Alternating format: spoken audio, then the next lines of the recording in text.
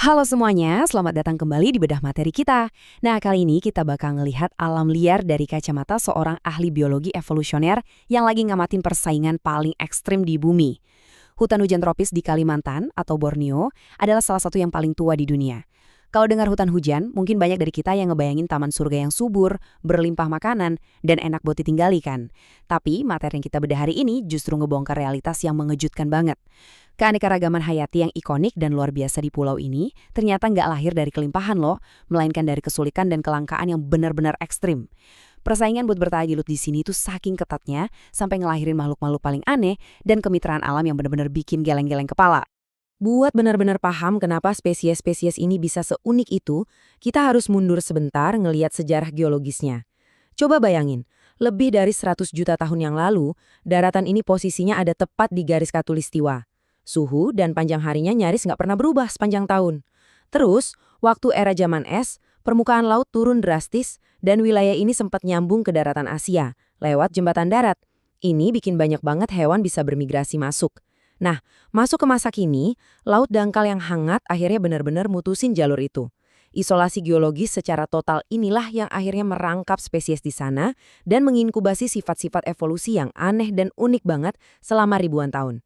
Biar gampang ngikutin ceritanya, kita bakal bagi kurikulum bertahan hidup yang gila ini ke dalam 6 fase perjalanan.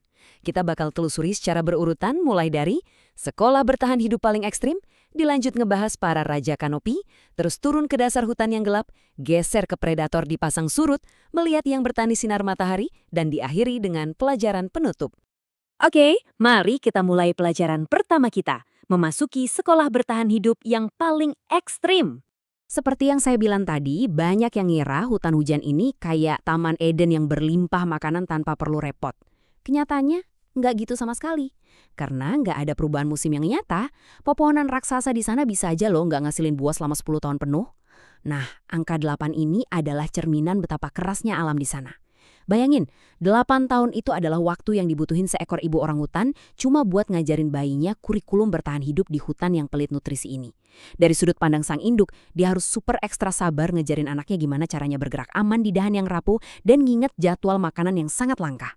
Menguasai skill ini tuh luar biasa susah dan mereka benar-benar nggak boleh salah langkah. Dari lantai hutan, yuk kita naik ke atas. Kita masuk ke fase kedua, mengenal para raja kanopi dan pertempuran vertikal mereka. Menguasai tajuk pepohonan yang menjulang tinggi di atas lantai hutan itu kunci utama buat dapat energi dari sinar matahari. Di hutan ini, pohon raksasa Dipterokar mendominasi, tumbuhnya lurus ke atas tanpa cabang sampai nyaris 100 meter. Makanya, adaptasi hewan di sini tuh spesifik banget buat naklukin rintangan vertikal dan curah hujan yang ekstrim. Ambil contoh katak batu. Hujan lebat setiap sore bikin suara gemuruh yang sampai memekakan telinga. Panggilan suara udah pasti nggak kedengeran. Sebagai gantinya, mereka melambaikan tangan dan kaki buat narik perhatian pasangannya. Pinter kan? Terus ada beruang madi yang berevolusi nahan berat badannya di bawah 50 kg aja, biar bisa berburu dan bikin sarang di cabang rapuh tanpa takut jatuh. Dan orang hutan, karena badan mereka terlalu berat buat sekadar melompat, mereka ngitung perpindahan beban dengan sangat akurat.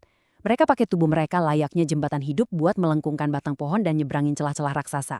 Benar-benar ahli fisika alami. Kalau kita perhatiin berbagai bioma yang ada, kita bakal sadar kalau kelangkaan nutrisi ini benar-benar ngerombak jaring makanan secara radikal. Di kanopi, hujan ekstrim nyapu bersih nutrisi tanah, yang akhirnya memicu tanaman berevolusi jadi pemakan hewan. Terus di dalam gua yang gelap gulita, sumber energi utamanya ya cuma kotoran, yang kemudian ngebikin ekosistem masif pemakan kotoran kelelawar. Sementara itu, di hutan bakau, tantangan kadar garam laut disiasati oleh primata pakai teknik pencernaan ganda yang super rumit. Intinya, kelaparan dan tantangan lingkungan udah dorong evolusi sampai ke batas paling maksimal. Ngomongin soal kanopi dengan tanah yang miskin nutrisi tadi, kita bisa lihat proses adaptasi botani yang menakjubkan dari tanaman kantong semar atau Nepenthes. Karena susah dapat nitrogen dari tanah, mereka nyiasatinnya dengan ngubah daun jadi predator. Prosesnya begini, awalnya urat tengah daun itu terus memanjang keluar. Habis itu ujungnya berhenti tumbuh dan perlahan ngebengkak selama beberapa minggu. Puncaknya, sebuah perangkap mematikan berisi cairan terbuka, siap buat mencerna serangga malang yang kepleset masuk gara-gara tergoda nektar. Desain yang benar-benar brilian dari sebuah tanaman yang putus asa nyari nitrogen. Dan asal kalian tahu, tantangan ekstrim ini juga memicu apa yang disebut mutualisme biologis. Di tengah persaingan nutrisi yang gila-gilaan, tanaman kantong semar jenis Kali Nepenthes hemsliana ngebentuk kemitraan yang benar-benar ganjil.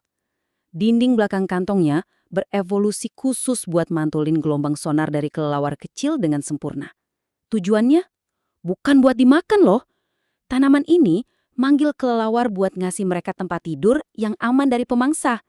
Sebagai bayarannya, tanaman itu dapat nutrisi nitrogen langsung dari kotoran si kelelawar yang jatuh ke dalam kantongnya. Ini sih definisi simbiosis mutualisme level dewa di alam liar. Oke, sekarang kita turun drastis nih menuju fase ketiga, mengais kehidupan di dasar hutan yang sangat gelap. Pernah kepikiran nggak, gimana caranya kehidupan bisa jalan kalau matahari aja nyaris ketutup total sama pohon raksasa, dan cahayanya cuma tembus beberapa menit sehari? Di tempat yang serba kekurangan cahaya ini, makhluk-makhluk kecil harus ambil jalur adaptasi yang ekstrim. Laba-laba raksasa di lantai hutan misalnya, punya mata yang sangat sensitif cahaya, bikin mereka bisa ngebidik mangsa di kegelapan pekat.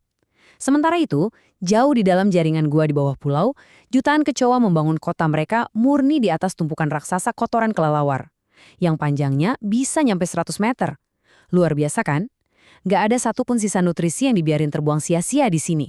Nah, yang paling menarik di sini adalah membandingkan dua strategi hewan saat menghadapi kelaparan di mulut gua. Pas sore hari, saat ratusan ribu kelelawar berhamburan keluar, elang Wallace yang emang predator puncak dengan penuh perhitungan bakal menukik cepat ke dalam kawanan itu. Buat dia, ini rutinitas alami. Tapi coba perhatiin saingannya, burung rangkong belang. Burung pemakan buah dengan paruh raksasa ini jelas nggak didesain buat berburu mangsa gesit di udara. Tapi karena buah-buahan lagi kosong, dengan canggung dan amatiran, dia nekat nyoba nangkap kelelawar yang lagi terbang. Ini adalah fenomena adaptasi dadakan yang benar-benar kedorong oleh keputusasaan akibat kelaparan. Kita geser lagi ya dari hutan pekat ke daerah pesisir. Masuk ke fase keempat, predator di tengah pasang surut yang terus berubah. Pertempuran cari tempat hidup ini terus berlanjut ke garis pantai di area hutan bakau. Karena daerah ini setiap hari kerendam air laut yang asin, adaptasinya juga harus super spesifik.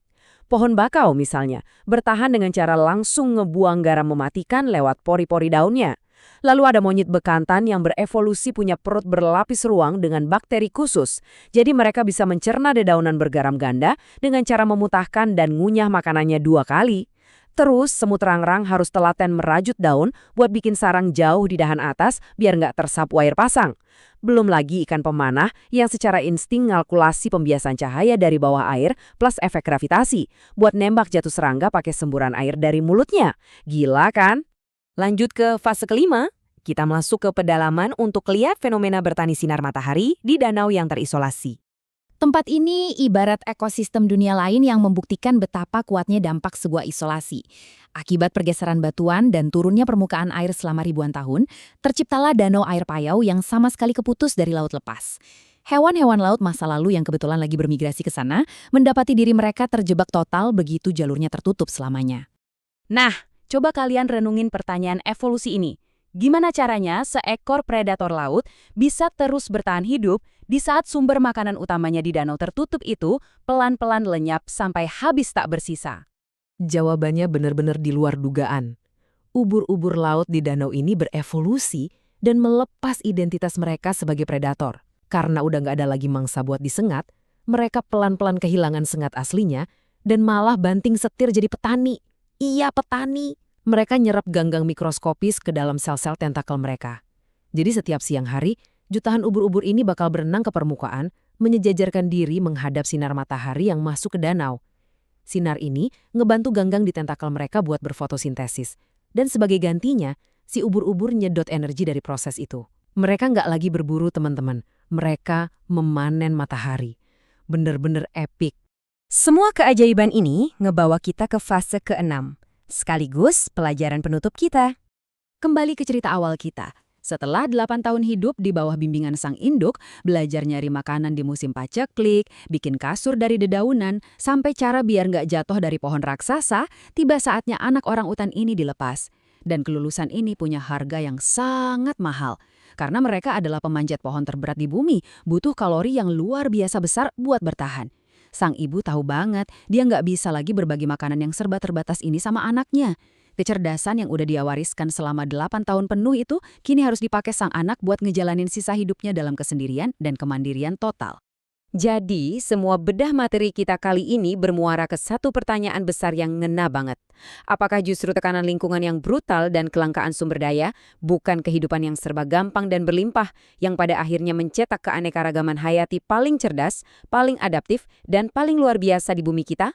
Mulai dari beruang berukuran mini, tanaman pemantul gelombang sonar, sampai ubur-ubur yang bertani matahari, Borneo udah ngebuktiin kalau di tengah penderitaan dan persaingan super ketat, kehidupan selalu nemuin cara yang paling brilian buat bertahan.